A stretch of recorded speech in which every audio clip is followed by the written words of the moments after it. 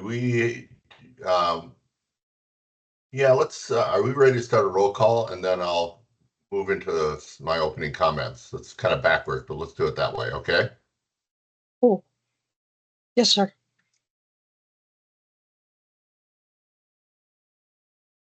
So you're going to do the roll call.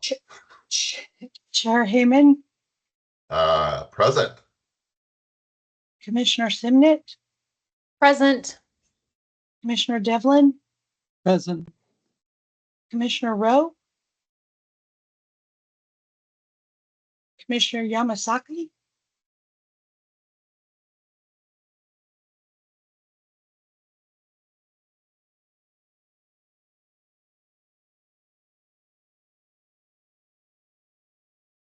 Anyone else? that is my only list. Okay. Excuse me, Commissioner Arnott, Commissioner Edwards, Commissioner Coker, Commissioner Martinez, excuse me, Commissioner Proctor Andrews, Commissioner Middleton, Commissioner Smith, Commissioner, and excuse my pronunciation, Farahado.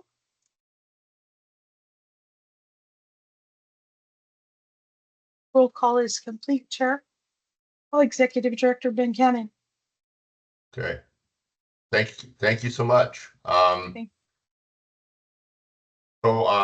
Today's meeting is pretty exclusive focus on one item. It's an item that we have not, as a commission, seen before. We've talked about it, and that's the development of the Community College of Financial Sustainability Report, and we'll have that presentation and then a panel discussion to really give our first time look at this, which is in some ways a parallel document to the one that we have looked at for the university for a number of years. And so, again, this is the first time that we'll have looked at this document. I think we'll have a good deep dive into the work that has produced that and what we think it means. So appreciate that.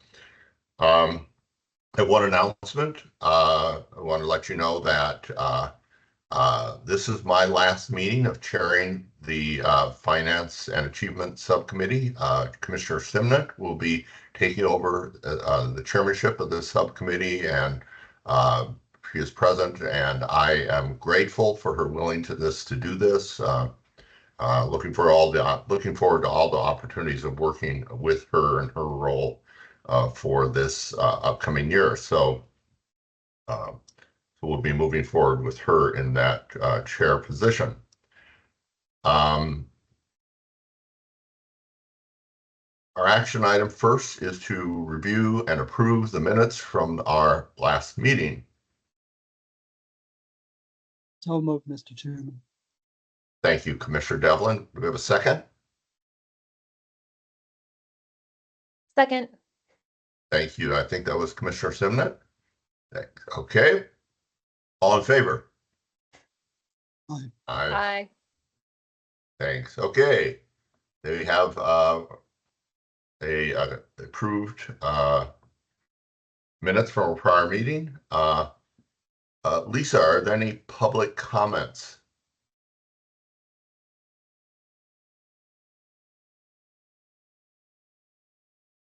I didn't know of any in advance. No, Chair. None? None. Okay, thank you so much. Appreciate that.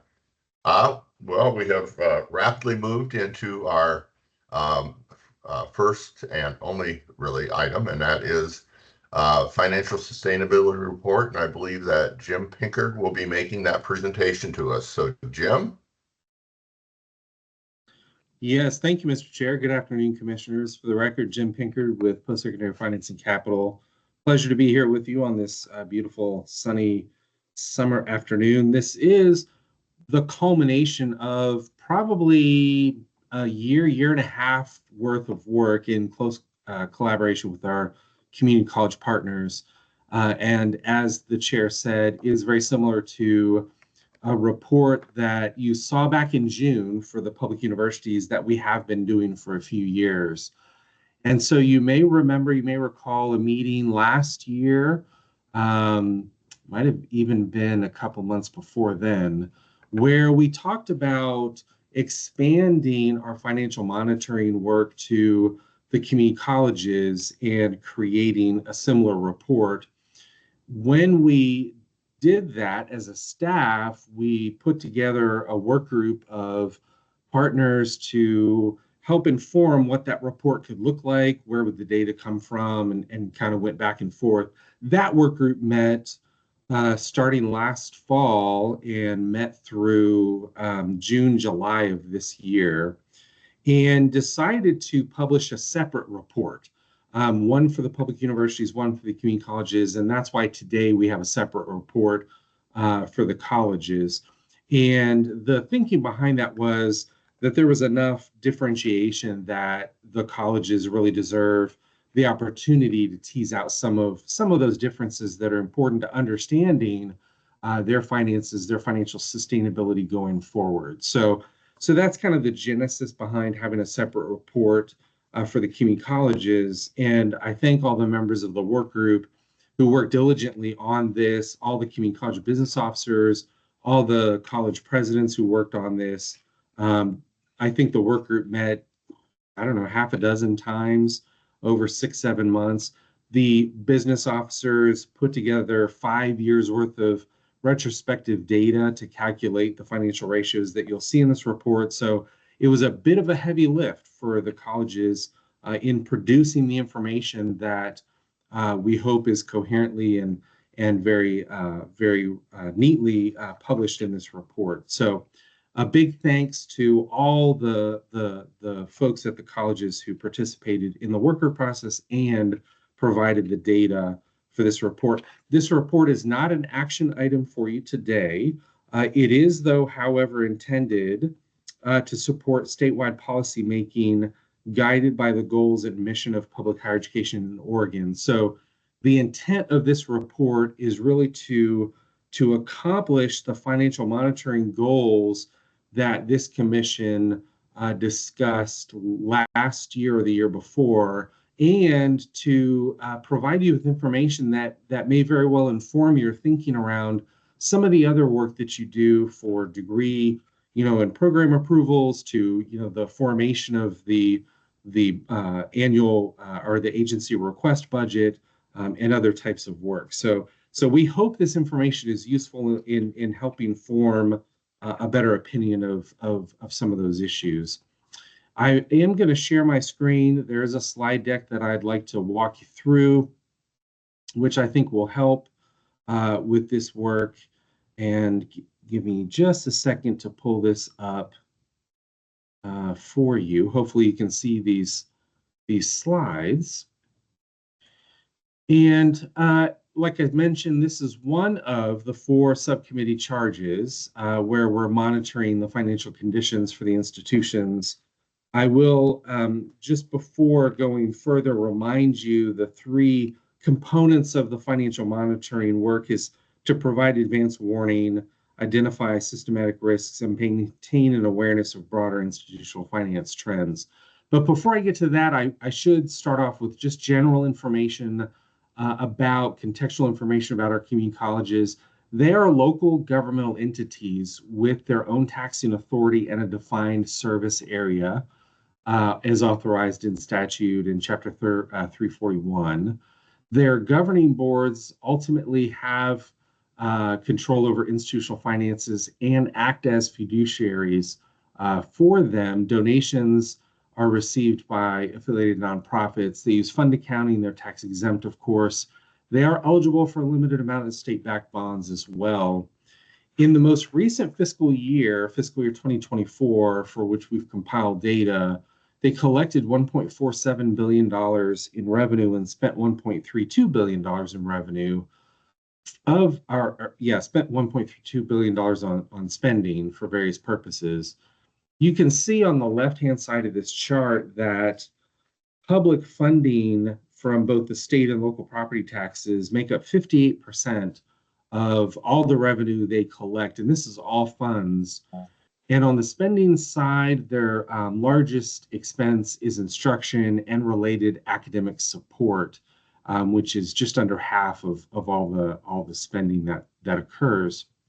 When we look just at the Education in General Fund, we see that public funding makes up 65% of general fund revenue. So tuition and fees, 27%, and then there's other revenue making up the 7%. They are more reliant on state funding than they have been in the past in terms of the percent of the total funding that comes from the state has increased slightly in the last 5-6 years. We have, over the last decade, seen tuition revenue fall due to decreasing enrollment, although in the last 2 years, collectively, all 17 colleges have seen a 7% gain growth in enrollment. So their largest expense, of course, is personnel, 80% of total spending. And it's important to note some of their spending is outside the control of the governing board. The perfect classic example of that is PERS rates, but there are other examples where, insurance, compliance reporting, there are other spending that's necessitated that's not necessarily in their control. Here's the purpose statement, just as a reminder: to support statewide policymaking, really around 3 objectives: provide advanced warning, identify systematic risks, and maintain an awareness of the broader trends that may inform the HECC ARB and related policy recommendations. Part of that will be a focus on federal funding, which we'll talk about in just a few minutes. You saw this slide back in June where we talked about an outlook for higher education as a sector. This is not specific to the 4-year public university sector or the 2-year community college sector. It's really applicable to higher education, both public and private, across all sectors. We're seeing long-term student demand uncertainty as students question the return on investment. We're seeing evolving political risks due to changing federal government policies. So Moody's, one of the big 3 credit rating agencies, has rated the sector as negative for the time being because of shifting federal policy, adding uncertainty to institutions already dealing with elevated expense growth and enrollment challenges. So that's kind of the backdrop to frame this analysis. I will say that this is a slide, for the most part, you saw back in June as well. We take the same kind of analytical framework for the community colleges. We take a simplified approach, which we believe has a higher likelihood of predicting instability, but we're using currently available data. I will note that our currently available data does lag by a year or 2. So throughout these slides and in the report, you'll see data that is as of the end of fiscal year 2024, which was the end of June of 2024. So that data is already over a year old at this point. But nonetheless, we focus on 4 metrics: enrollment, the trend in financial ratios, the reliance on state funding, and some other qualitative factors. The quantitative factors, we really focus on the trend over time. So we're not looking at one metric in 1 year by itself. We really want to focus on the trend over time. That's really important so that we can tease out some volatility that may be caused by some extraneous set of circumstances. We offer here on the right-hand side kind of a global summary of the metrics we assessed.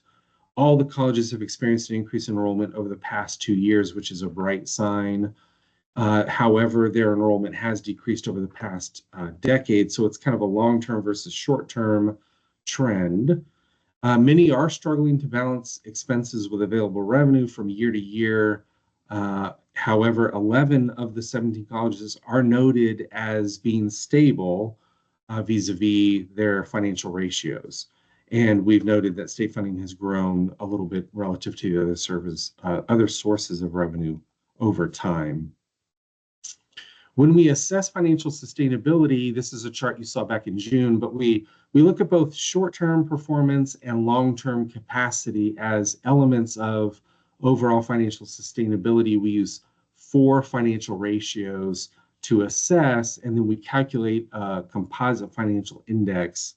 Again, this is in service of measuring financial sustainability, which really we define as the ability for the institution to carry out those activities to achieve their mission in the short term, while also developing and maintaining the capacity for achieving their mission over the long term. So that short-term versus long-term perspective is important as it relates to assessing sustainability.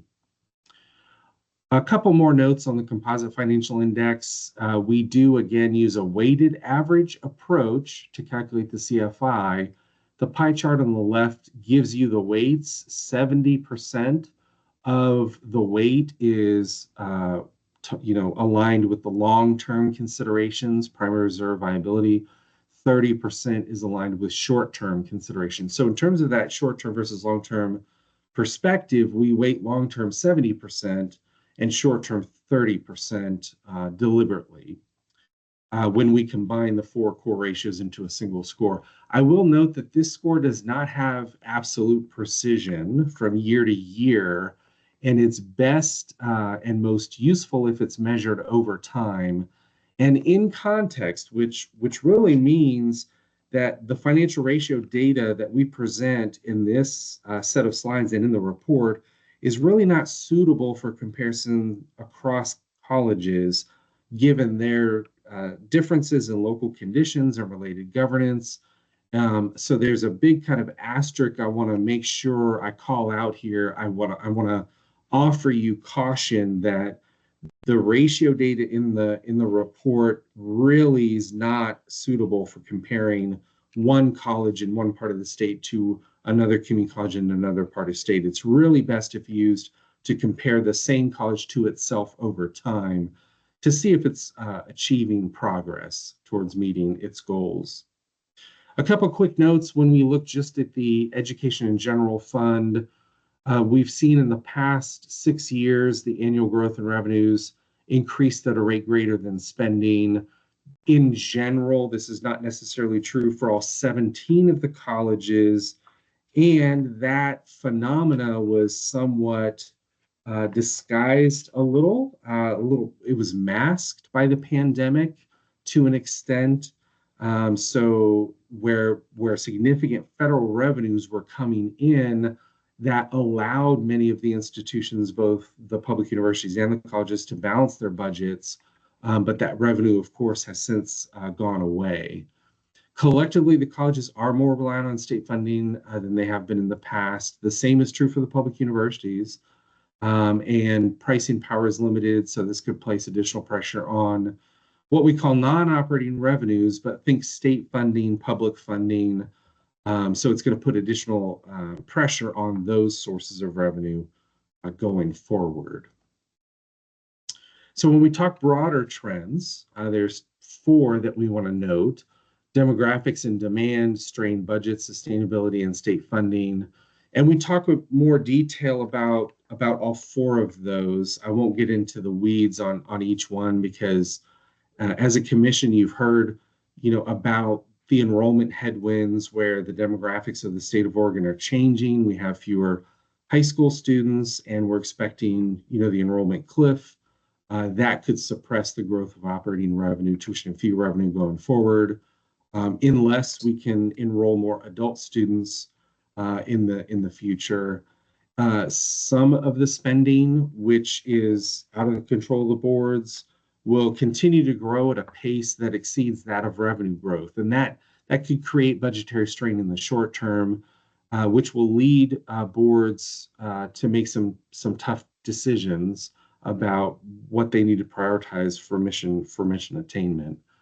Sustainability, capacity building in the long term as a function of the short-term budgetary strain might be made more challenging because of that as well. And then the state funding, we've seen recent increases in the past prior to this session that were healthy, averaging, I think 7, 8, 9%. And I don't know that we'll be able to see that kind of growth in state funding going forward. I did want to offer some context around federal funding because of the uncertainty at the federal level about the federal government's budget and its priorities. This is a chart that you saw in June, very similar in that state funding typically provides for general operations as well as financial aid grants. Think of the Community College Support Fund distribution model for general operations, financial aid grants, of course, OG, Oregon Promise, but also federal funding provides for some of the public service functions, skill centers, first generation grants, while federal funding also provides for public services, but the vast majority of federal funding at the colleges is really for financial aid, and we'll see a little bit more on that in a second. So in 2024, the community colleges collected and spent $294.2 million, and you can see on the left-hand side of this chart that, again, 69% of it, so the majority of it was for student aid, both in terms of loans and grants. The majority of it, 40%, was for grants, mostly Pell grants. But 16.8 million was for workforce development. Of the 75.3 million in quote unquote the other category, that's a lot of the public service. Think Head Start programs and different types of community-based programming.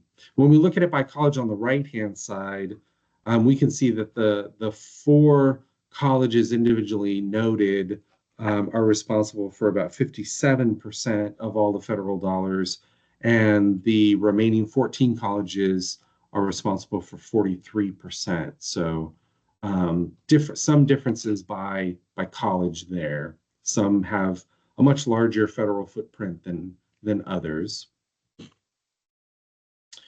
The key takeaways that I'll offer, which can be found both on this slide and on page 3 of the report. In the report, we offer 6 key takeaways. I only reference 3 of them here. I think it's important to note that none of the colleges are at a moment of crisis. Most are noted as stable. Again, 11 out of 17 are stable, with the rest noted as struggling. When you look at essentially the report card for all the colleges on pages 8 and 9 of the report. But they all remain, to varying degrees, vulnerable to the financial pressures we see building here in Oregon, with spending that is growing faster than revenue for many, and largely on the wages and benefits. We've seen in the last decade, the average growth in PERS contributions has been, 6, 7, 8% by itself, and wage growth has been, about maybe 4 or 5%, whereas the general growth in revenues has only been in the 3% range. So there's a structural gap there that I think many are struggling to address. And then the backdrop of the federal policy uncertainty creates a more difficult environment until there's more clarity around what federal funding we can count on and how that looks. With many of the colleges facing also significant capital needs, which could become more challenging to fund in a higher interest rate environment. We did see a bill get passed this legislative session that did increase the total amount of state-backed bond funding that is available for each project. The previous limit was $8 million. That limit is now increased to $12 million. So I think that might help a little going forward. But 10 of our 17 community colleges were all founded in either the late 60s or the early 70s, or somewhere in the 1960s and early 70s, which just simply means a lot of the campus buildings were built all at the same time, and they're all kind of getting to that end of life, 50 to 60 year lifespan. And so the capital need in terms of deferred maintenance on many of our colleges has really grown for no other reason than the buildings are now getting to the end of their useful life. And so that's going to force some tough conversations as well. So And with that, I think, Mr. Chairman, that we've invited a couple of presidents and a couple of business officers to weigh in with some commentary.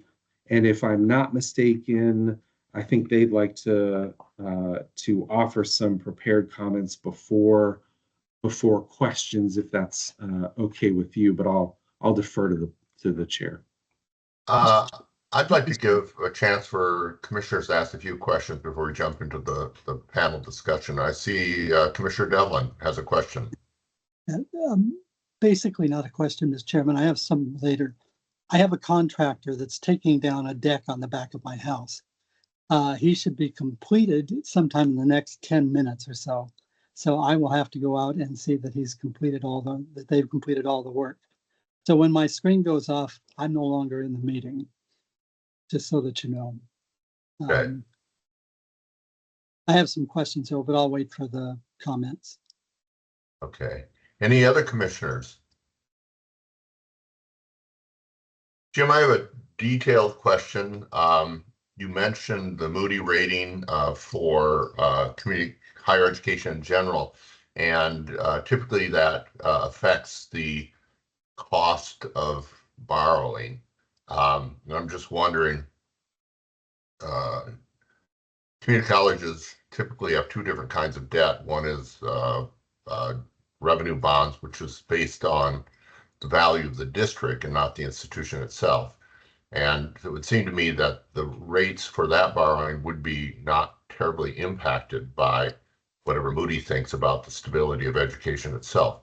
But the other is what we used to call full faith and credit borrowing. So you're using future operating revenue as your collateral for the debt, and that seems to be would be affected by the stability view of a place like Moody's. And I just wondered two things there. Is that true? Are we seeing the cost of borrowing going up for the community colleges? And two, did you take into account in your assessment the extent to which institutions use full faith and credit borrowing in their capital efforts? The short answer as it relates to the CFI analysis is no. We didn't differentiate the type of debt, whether it be revenue-backed or general obligation in nature, when we assessed the financial ratio calculations, because the assumption there is that the college will continue to pay that debt. So we're not making an assumption about credit worthiness per se, or whether one debt is riskier than another type of debt. We're just really assessing the total debt when it comes to their primary reserve ratio, as an example. The Moody's industry analysis, which that they do an outlook for for different industries, the banking industry as an example, the retail industry. So they publish an outlook for higher ed, which is not really intended to weigh in on the creditworthiness of a particular institution or a particular type of debt. It's really just an attempt to offer what Moody's is seeing in big picture across the landscape nationally. And so I like to use that as a way to contextualize the next 12, 18 months moving forward for higher ed and kind of the landscape challenges that might exist. But I caution folks for using that outlook as an assessment of an individual institution's borrowing, because I think, as you correctly note, when you use a revenue-backed bond, you'll likely get a better rate anyway than a general obligation, but subject to the sensitivity of the debt market in total. Yeah, maybe the panel has some comments on this. It's just that district borrowing actually isn't paid for by the institution, and so it doesn't impact their E&G at all. But so I guess at some point I'd like to think that that we'd look at those two forms of debt differently, because one one does actually affect the revenue available to an institution in a way that the district bonds don't. So anyway, any other questions? I see Commissioner Simnett has a question. You're mute. Good. Thank you. And thank you, Jim, for the presentation. And this is a question that it's just something I'm wondering, and I don't know all whether this is something that it was in the report and I missed it, or is there any consideration or way to think about, as because this is community colleges and then you have public universities and they're separate, but in a state system, does the health of one impact the health of the other, and what is there a way to like think about, looking at these separately, but then also what is the situation as a whole if one sector is struggling or another sector isn't? That makes sense. No, it makes perfect sense. And I'm going to struggle to answer your question because that's a great point. And I think it's important for as a commission to consider the state's, the state landscape of higher ed. And I don't yet have a framework in mind to tease out the interdependencies between. So if you had in one area of the state, a regional public university that was struggling, what is the impact of the community college and vice versa? There's not an easy, straightforward, or very simplistic way for us to assess or measure that. We can anecdotally, right, talk to the presidents of those institutions and talk to community-based organizations, and we know that there's an interdependence between transfer, like if community college enrollment declines as it has the last 10 years, that has impacted the enrollment at the public universities and ultimately completions, the number of degrees earned. So there's a connection, but I think it would be difficult for me to prove that beyond fact at this point, right? So, but I will say though that I am interested in ways that we can assess the interdependency between in a very objective and fact-based way. I just don't know how to do that yet, but I'm still on the lookout for it. So, Mr. Devlin, I believe you had a question. Yes, sir. Just a comment, actually. One of the concerns I have sort of developed over the last couple of years, seeing what's happening on the ground, is infrastructure for public facilities, in the sense that some facilities are essential, for community colleges and for other institutions. And for the essential facilities, if they're not maintained, they get to a certain point where they have to be replaced. And the cost of replacement has now become almost prohibitive. I'll give you an example. In my local school district here, they have 3 middle schools. One of them is in relatively poor condition and has some other issues. And they have decided, and they have public approval to replace it. Now, the measure they put on the ballot was much larger than this because it was for more than that facility. But to replace one junior high is, I believe, about $230 million. And to me, a lot of ways where some of these community colleges have relatively low assessed values within their taxing districts,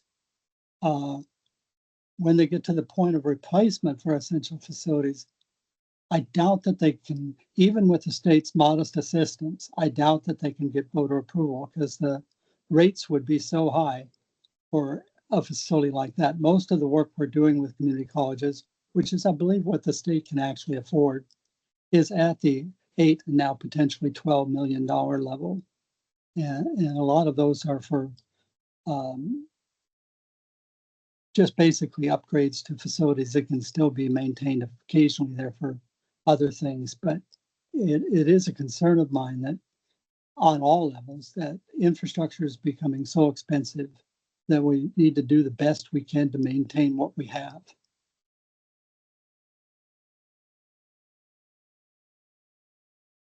Any other questions, comments before we go to the panel? Okay, I have one more.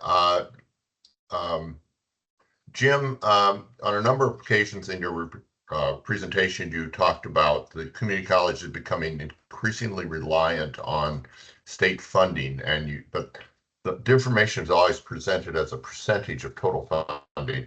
I just wanted to point out that we shouldn't surmise that means that state funding is going up. It just means that, it could mean that other aspects of total funding are going down relative. And so, I'm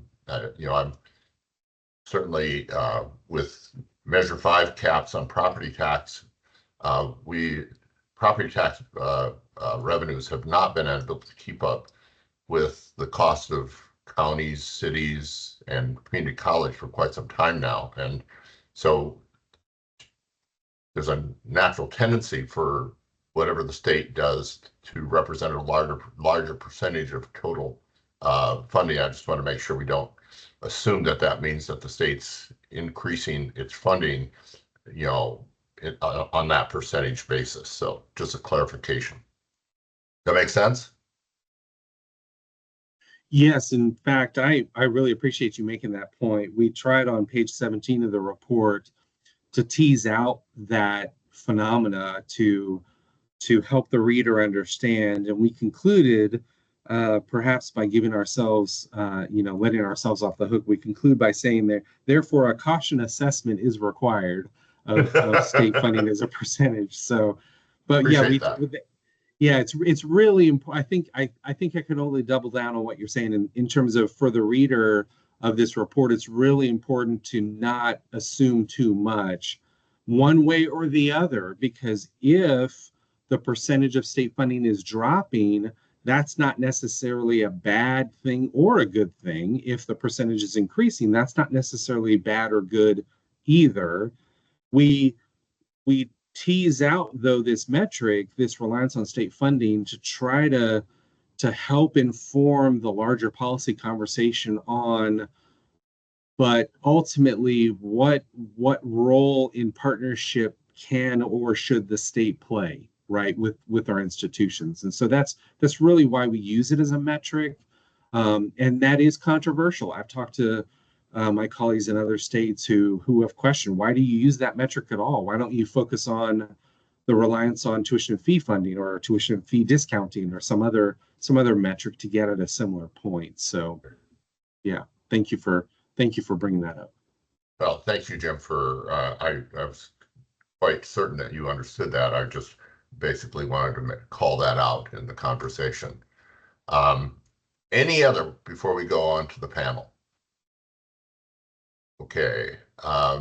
First, I just wanted to, as we move to the panel discussion, I want to acknowledge that when we started this conversation, I don't know, 2.5 years ago, Jim, there was a considerable amount of concern about the nature of this report and what it would be.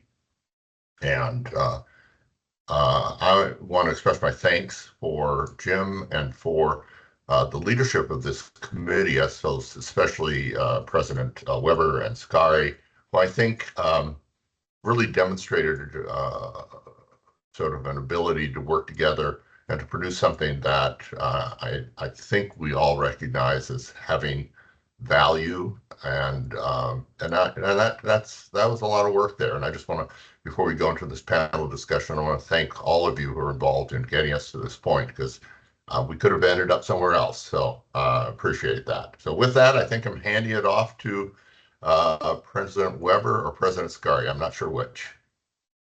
I'm going to start off. So good afternoon, Commissioner Heyman and fellow commissioners. It's nice to see you again. And we do appreciate the opportunity to speak with you today about kind of the financial position of our state's community colleges. I'm Lisa Scari, president of Mount Hood Community College, and I am joined by 3 other panelists today, and I will let them introduce themselves. So, Randy? Yeah, Randy Weber. I have the pleasure of serving as president at Rogue Community College. Jennifer? Hi, I'm Jennifer Dement. I'm the Vice President of Finance and Administration at Mount Hood Community College. And Lisa? Good afternoon. I'm Lisa Stanton. I'm the Vice President of Operations and Finance at Rogue Community College. And I just have to say, when there's 2 Lisas on a panel, you know it's going to be good. No, anyway. I actually want to echo some of Commissioner Hayman's comments and start off by acknowledging and thanking Jim and his team and Ben for their collaboration on this project. There was a fair amount of trepidation going into this and concern, but our collective goal of developing a tool that was both useful to you and to the colleges, I believe was achieved, and I'm really pleased with where we ended up. Now, our colleges are deeply committed to the service of our communities and the financial stewardship of public resources. And it is a delicate balance that we often know what needs to be done and how we can best serve our students in our community, but we don't always have the resources to bring that to fruition.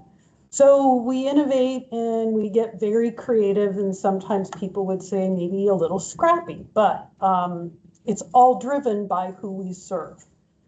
Oregon's community colleges served over 200,000 students in 2023-24, and as we know, that number has continued to grow. Now, nearly 160,000 of those students were Oregon residents, which is more than triple the number of resident undergraduates that are served at public universities. So we take this commitment to serving our state seriously. And as you know, Oregon Community College students are overwhelmingly part-time. So just a refresher on the stats, only 3% of our students take 45 credits or more a year, and 38% of our students are in non-credit programs. 53% of our students identify as a student of color, and 52% of our students are over the age of 25. So while I know we're all watching that enrollment cliff, we have to remember that community colleges continue to serve a majority of students that are over 25. While 37% of our students are Pell eligible, we know that this number is understated based on the part-time nature of our students and the need that exists in our communities. For example, 2 out of 3 community college students struggle with basic needs, including food and housing insecurity, homelessness, transportation, and even access to technology. So I'm going to turn it over to Randy now to talk a little bit more about what we're seeing with enrollment. Yeah, thanks, Lisa. She kind of set the stage a little bit with the students we serve, and I was tasked a little bit with looking at maybe the data in the report and helping tell while it's oftentimes Jim referenced, post-secondary, some of the nuances about the students we serve in the community and how we think our direction will both go with as stated in the report, but where there might be some bit of an anticipated directive difference for us. So, and I want to echo Lisa's comments on appreciation to the HECC staff throughout this process, as well as we would be absolutely remiss if we didn't not just acknowledge Lisa and Jennifer for joining us today, but the entire business officers group did a really heavy lift throughout this entire process, looking at the data, providing the presidents across the state feedback on maybe this would interpret it in this way would help tell our story a little bit better. So we really appreciate the continued efforts from the business officers group at large, in addition to the work group that kicked off the work. So when you look at, like, for example, the enrollment report in the data table in the report, you'll see it represented in FTE, and that's often how we demonstrate enrollment across the state in higher ed. And Lisa alluded to, with a higher propensity of part-time students at community colleges, it takes more students in order to generate a single FTE. So to provide some context, according to the 23-24 statewide data report produced by HECC, not only do the community colleges produce 58% of the overall FTE, what that looks like in that head count, those 200,000 students that Lisa referenced, is 62% of the head count. And when you look at Oregon students served, it's actually 70%. So we definitely see our role in providing that future workforce. There's reference throughout the report and in the presentation around the 10-year overall decline in enrollments. It's also worth noting that over the last 2 years, the community colleges across the board have grown by 13% in the falls of 23 and 24 versus 22. And early indicators for fall 25 look promising a little bit as well. And I'll give a little reason for that is, and I'm an old enrollment manager by trade, so this is what I've done many years. And so a lot of times when we talk in settings like this, we'll say that the enrollment in community college are counter-cyclical with the economy. So if unemployment is low, then fewer people are seeking job and skills training. Whereas if it's harder to find a job, people seek workforce training. And that's where the enrollments in community colleges have historically gone up.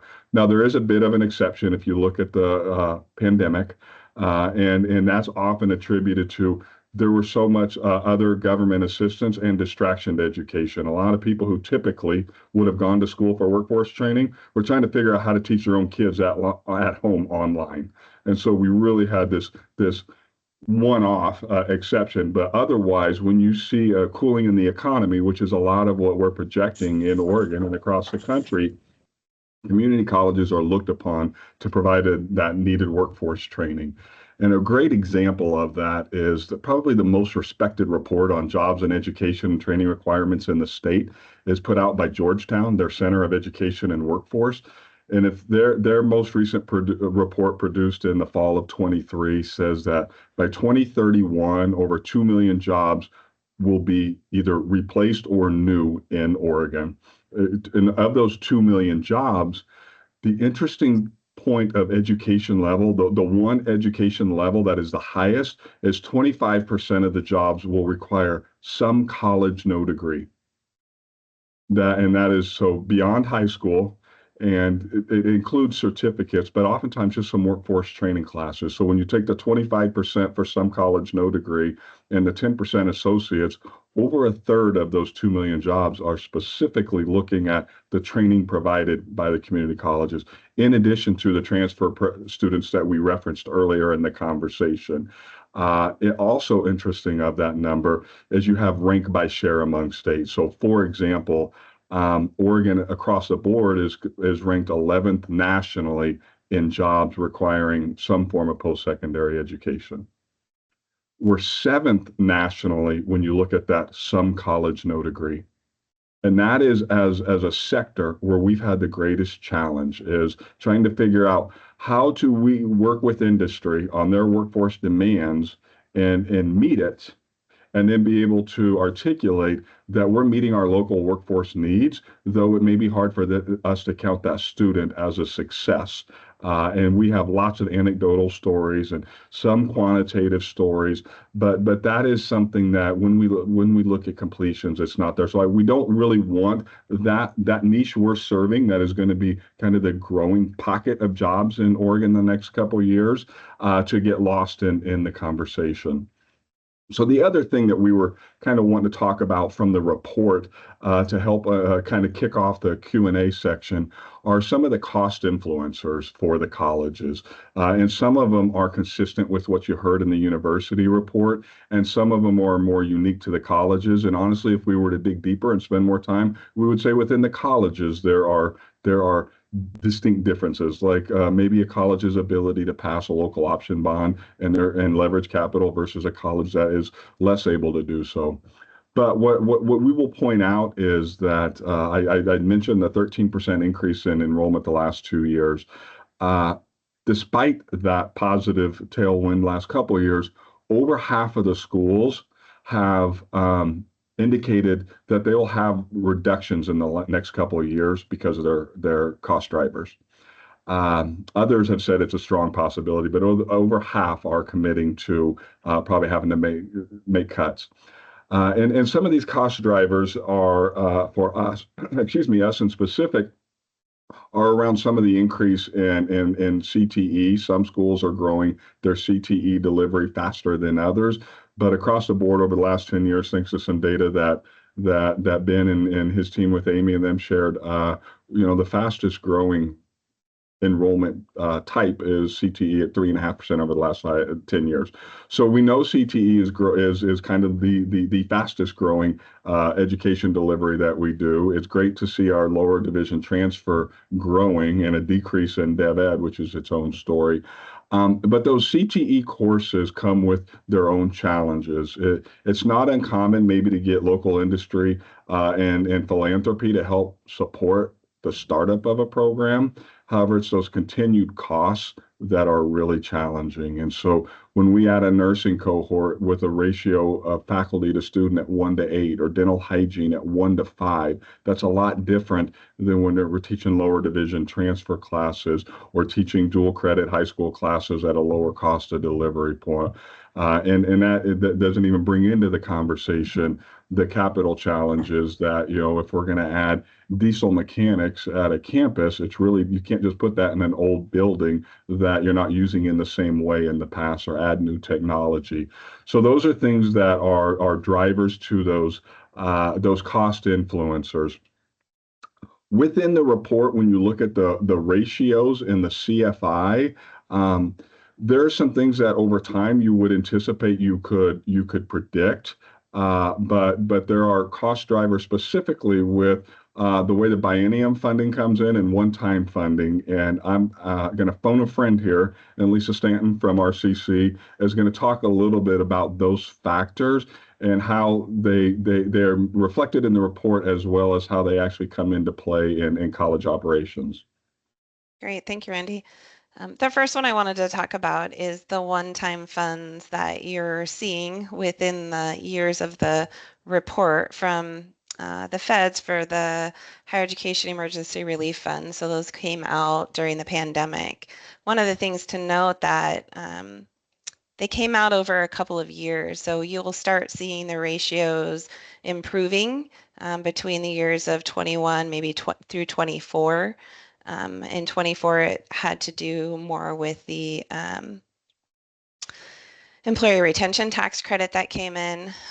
Again, this is one-time funding. It really helped the colleges during the pandemic and coming out of the pandemic, but it won't be ongoing. The other item really to look at that's affecting the ratios is the way the Community College Support Fund appropriation is distributed to the colleges. So we receive 5 payments in 1 year, and then in the next year, the biennium, we receive 3 payments. So you're seeing timing issues that create those peaks and valleys or dips in the ratios. Primary reserve, the viability ratio, the operating margin. Again, it's not necessarily actual operational changes, it's the way the payments are coming in. So when you are looking at those ratios year to year, looking year to year might cause some inconsistencies. So looking at the ratios over a few years, the averages will give you a better understanding of what's actually occurring. I'll turn it back over to you, Randy. Lisa's going to take it, actually. Oh, perfect. Yeah, thanks. So I want to jump in with 2 additional cost influencers. And the first one has to relate with what I was talking about earlier about the students we serve. For our students to be successful, we have unique needs and opportunities. As an open access institution or institutions, we have higher proportions of students whose basic needs are not met, and higher numbers of students who need additional academic support in order to be successful in the classroom. In order for us to actually increase our retention and progression and completion rates, we need to address these areas and provide support, and those come at a cost, right? So we're talking here tutoring, food pantries, bus cards. Some might think of this as a nice thing to do, a luxury, not a necessity. But if we want to achieve the outcomes that are expected by our community, by our state, by you, right? These are investments we need to make in our students so that they're successful. The other driver relates to what you heard during the university panel around some of those personnel costs. And so I'd like to turn it over to Jennifer to talk a little bit more about that. So I just going to give a little update. I'm sure that you're familiar, as with most service industries, majority of our expenses are people, right? At Mount Hood, 82% of our budget is salary and benefits for people. So as those cost drivers impact us, they're directly connected to people. So there's a part in the report that talks about the high CPI cost of living index that we've seen over the last 3 or 4 years since the pandemic. Like those are being directly reflected as we're bargaining agreements with our employees and salary increases. But then there's things that are a little bit more out of our control. I was mentioned earlier, PERS. To give you some context for Mount Hood, PERS makes up 12% of our general fund expenses, right? So just like off the top of everything that we do in our general fund, 12% goes to PERS. So that's something that's a little bit out of our control. And it's not the great recruitment benefit that it maybe was back in the 80s and 90s when we could tell people, oh, we have this great retirement benefit, come work here, you'll get paid less, but you have a great retirement. Now PERS is very on par with what a lot of other private companies are offering. And then we have new initiatives like paid leave Oregon, which is a great thing. But it's an expense that we have to pay. So if at Mount Hood, we only pay the employer portion, our employees are paying the employee portion. Some schools had negotiated and end up covering a part of the employee portion as well. But these things are putting additional pressures on our budgets, not just through insurance premiums, right? We have that premium, and I expect that based on our use, those premiums will continue to increase.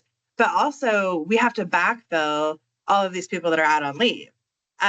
So at one point last year, we had schools reporting that 12% of their workforce was out on leave at once, right? So that ends up costing us in overtime costs, actually having to bring people in for backfill, or honestly, some areas where we've had to close departments or reduce hours because we just weren't able to keep a department staffed. So a lot of our cost drivers are related to personnel and some things that, are all great for our employees, but do put a lot of pressure on our funds that we don't have a lot of control over. And so what we want to do before we turn it over for questions is share with you some types of adjustments we have been making, as well as wrap up, and then we're eager to jump into the questions that you might have as far as the work we did with Jim and are doing moving forward. And Lisa used the word scrappy, and I probably often use the word resilient. Community colleges are historically resilient and they're historically responsive. So what that means is we're always going to find a way to balance our budget. What often gets lost in the process is an understanding of the necessities that occurred to get to that balanced budget. And it is clear to see, as we have worked across the board to increase access to education and grown that 13%, we've prioritized a lot of the direct instruction support, but that's come at the cost of what we know contributes to student success. Lisa mentioned some of the student basic needs, but with onboard and orientation programs, advising student life, other things that are proven to help students complete their educational goals, we've not been able to prioritize resources toward those, which makes those success rates even more challenging for us to achieve. The other thing I will do is give just a very brief teaser because a couple of our great colleagues are going to come in a couple months and talk to you a little bit about shared services that we have across the state. And I think when you get that report from them, you're going to be really surprised by the number of instances where it's already happening.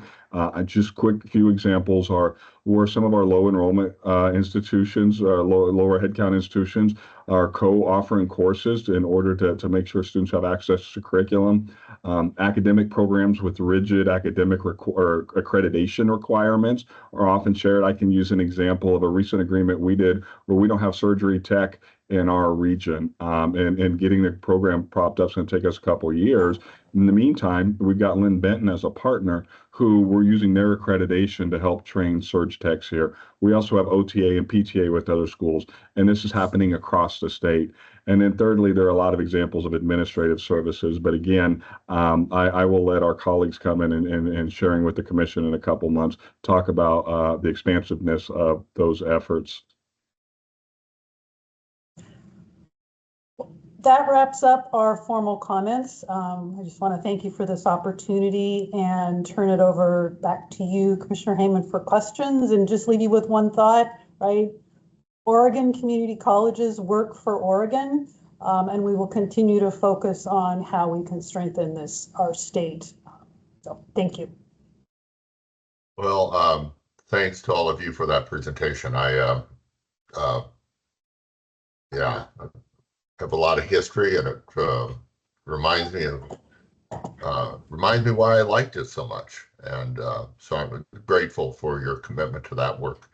I'd like to open it up to the commission for questions or comments on the panel, and all the way back to Jim's presentation as well. But I just want to open it up now and see if we can't have a good conversation to help us to understand the financial opportunities and challenges of our community colleges.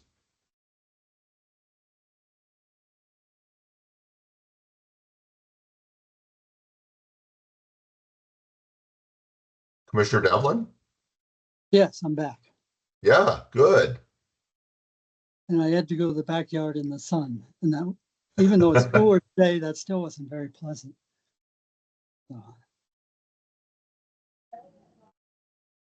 Any questions or comments from commissioners? Yes, Commissioner Simnett. First of all, I wanted to just say thank you all for being here and for coming and providing such important additional detail and context for us to look at the report that Jim prepared. I really appreciate it, and I really appreciate hearing from all of you, and of course for the amazing work that our community colleges do in serving our Oregon students and communities.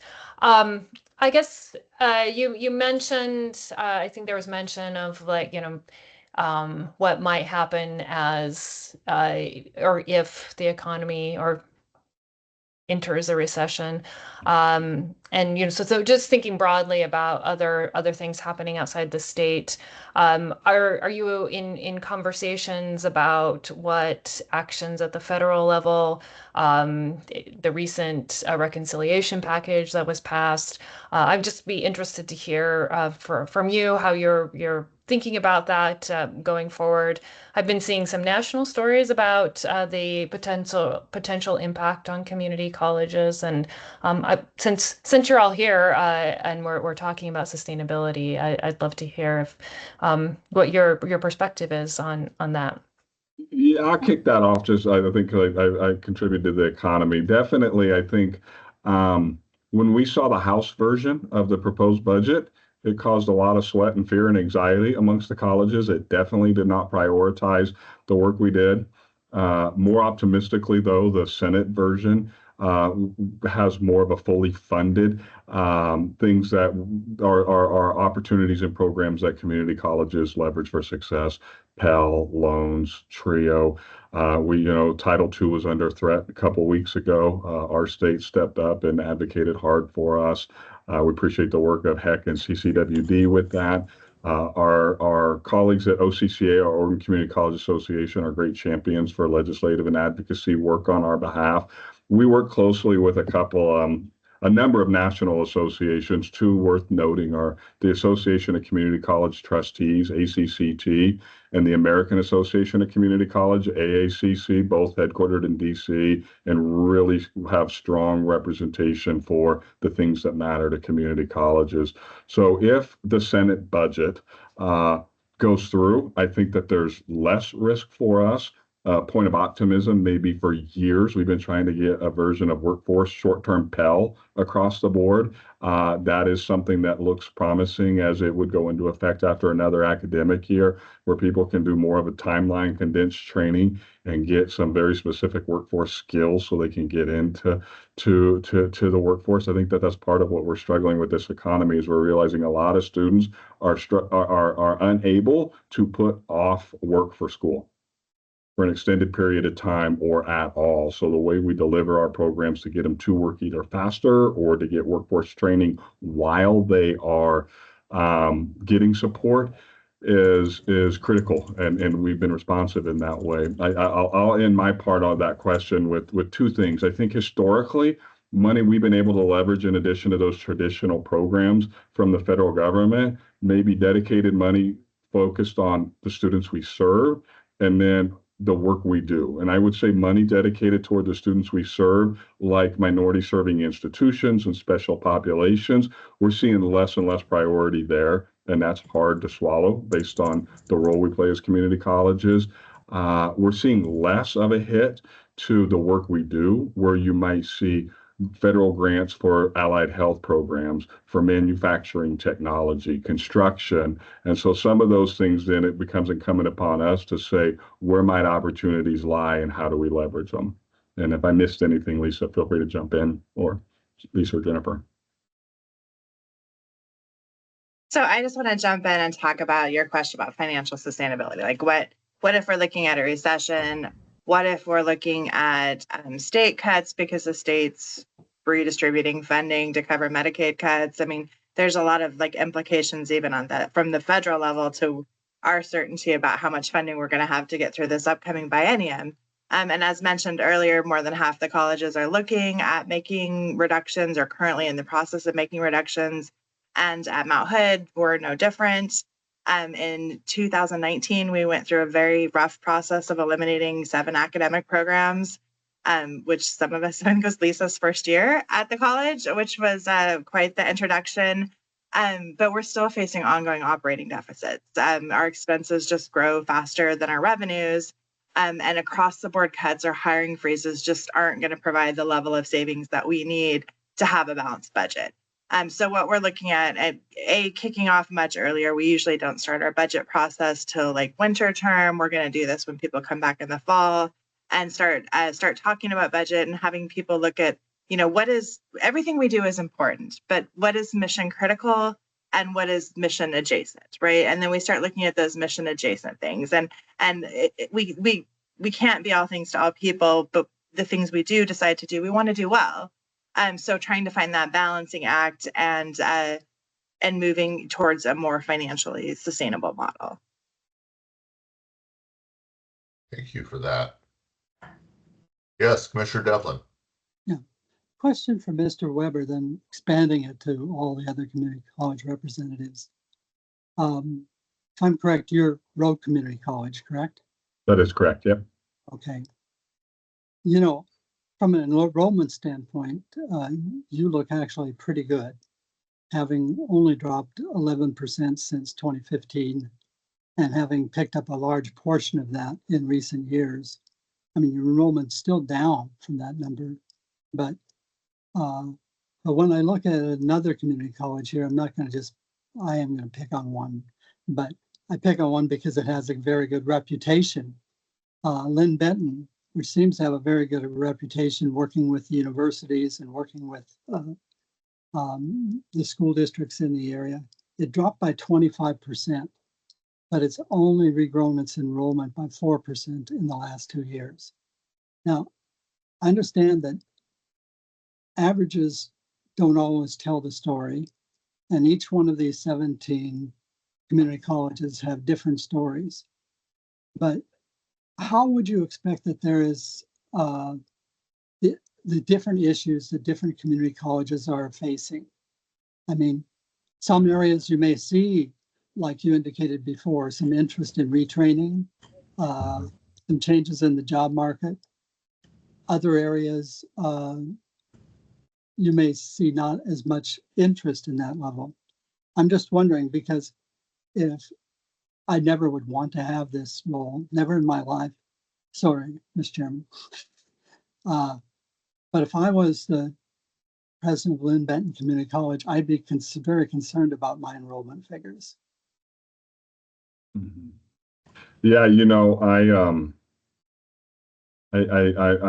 not going to try to fall into a trap of speaking to the specific conditions of another institution without being able to do a deep dive. I used to do a lot of consulting, and I made sure I looked into the numbers before I made some quick assessments. What I can say is, while we all do very similar work, we do it in different environments, and we get a different level of responsiveness to it. And so, what I can speak to on behalf of RCC is, you know, we were very thirsty to be able to work with our industry and our K-12 partners in response to some recent challenges, right? And so for a while, there were so many jobs, people just hired whoever they could get. And we offered maybe our academic programs in kind of a take it or leave it model. You know, either take it this way or it's not going to work for you. So we looked at how we offer our programs and recognized, gee whiz, we're competing with workforce and we're going to lose every time. So how do we offer what we do to supplement their workforce? So we've done more stackable credentials. We offer more off-time hybrid evening programs to be able to complement and not compete with workforce. With K-12, a lot of our early college programming. And so I can speak to that for us. And I will say you astutely recognize our strong recovery. Now that strong recovery is from a stronger decline too. And so I think some of the things are while we do the similar work, it is regionalized in appetite. So in Southern Oregon, we struggle watching our very close friends at SOU with the current conditions that they're in. It is hard right now to be a liberal arts university in a regional setting. It's easier right now to be a workforce trainer in an industrial workforce setting, and that's kind of the wave we're riding as a college right now, and started to pick up that transfer. Is what we do is a specific area of interest in our region, and there's high demand, and we found a way to offer it in a way that works for them. Thank you. Anyone else wants to comment? I would concur with Randy that because we are so connected to our communities, right, and the community's needs at any given point in time and how we shift with that will show things that positives, but also negatives. If we see changes in our communities that are different than maybe the other colleges, we can see dips that the others won't experience. So there's a lot of factors that play into it. Appreciate that. Other questions from commissioners?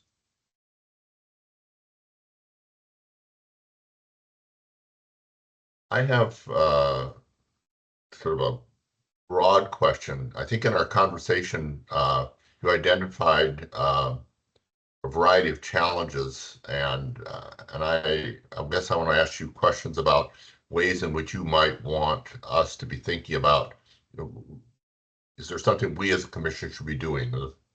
The three that came off my list is one, acknowledge that community college enrollment is predominantly part-time. It's predominantly an older population, and when we fund on the basis of FTE, we perhaps don't accurately address the real costs of providing college students within an environment where they're taking one or two courses for the next decade and they complete that degree, but they don't show up as a it's so far out. So that's the first one. If you have suggestions for us, the second one is I'm very familiar with the exorbitant costs associated with career technical programs, some even more so than others, and we're blind to that in the way in which we fund community colleges. The third is, while it's I think a positive note that the state has changed the limit on the borrowing that is available to community colleges from 8 to 12 million. Still requires a match from community colleges, and a good portion of our community colleges have significant challenges provide that match, although I want to note that Mount Hood finally did it, and we're quite excited about that and excited for you. But and sometimes we turn to revenue bonds, sometimes we turn to full faith and credit borrowing. Those are all real challenges for you, and we don't really think about that as a commission in terms of your work. I think Commissioner Devlin rightly identified the infrastructure challenges you have, one with the aging, but also that as you move into a career technical area more and more, specialized space that you need. It's not general space, it's for a specific program. All of that is expensive. And so I'm guessing that was a lot, but I'm asking you if you have things that you think we should be thinking about because of those factors that are, for the most part, unaddressed in the way in which we fund community colleges right now. Was that enough? Yeah, I have some thoughts, but Lisa, I'd love for you to go first if you're up. Well, when you first asked that question, one of the things I went to obviously was the capital funding based on Commissioner Devlin's comments as well.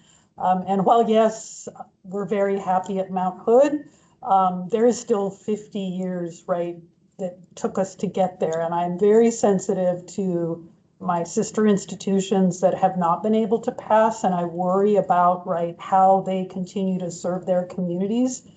So something, if there's a way the commission could look at other ways we might approach and see whether it's a carve out within particular factors for different funding pots from the state that could help. But this is critical, right? We could lose institutions based on not being able to have facilities or have facilities that are so deficit that they're not conducive to learning or teaching. I would add to that, I'm going to borrow from my great philosopher, Ted Lasso, who says, be curious, not judgmental. And I think the commission showing interest and curiosity around some of the things we highlighted, the students we serve and the nuances about them, right? So 2 students seeking financial aid is still twice the work, even if they're part-time, than 1 student. 2 students getting advising is still twice the work as 1 student getting advising. And so sometimes there are ways in which we need to support students that head count matters. And sometimes I think we can fall into the trap of overrepresenting by looking at FTE. The other thing is, and we've talked a little bit about this and are excited to, as we go into the next biennium, we're looking at doing a statewide analysis, gaps analysis, and workforce needs in that. And I think what you're going to find from your 17 community colleges across the state is we're all eager to respond to our unique local workforce needs. The question becomes, do we have the resources to do it? And where it's really difficult is when there's a clear need and there's not enough local support to do it. And I'll use a for example here. We are entering our 2nd year of having dental hygiene, and we're excited to meet the need of dental hygiene in Southern Oregon. What we're also identifying is for a cohort of 20 students, we're getting over 135 to 150 quality applicants, and they're coming from the metro. They're coming from Eastern Oregon. Some of these programs that are offered at these schools that are those high cost to deliver are focused on regional need, but because there's so much need in the state, they're serving beyond that. And so keeping a pulse on where some of these things are being done, I think will be critical to our continued success.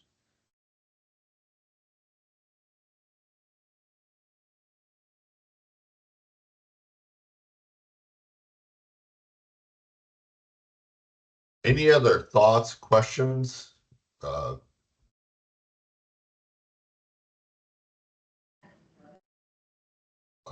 Well, I will not drag this out any further. For the panel, please, I'm grateful for the work you've done and the way in which you've worked with HECC over this period of time. Put out a first report, which I think gives us insight in ways that perhaps we didn't have it before. Also raises a lot of questions about, how best the state should be providing resource support for our community college in ways that actually respond to your needs. And I think this is a great starting point for us to better inform that conversation. So I hope this isn't the end. I hope it's the beginning in order to address a variety of, I think, real significant challenges, which also are opportunities. And I want to thank Jim again for your leadership with the HECC staff in working through this report. And I look forward to seeing what we do with this information and moving forward. Any closing comments? President Scar, I'm always impressed with that picture. I just kind of just go, gosh. Anyway, beautiful campus. Yeah, yeah. An aging campus, though. Yeah. Brutalist architecture. Yeah.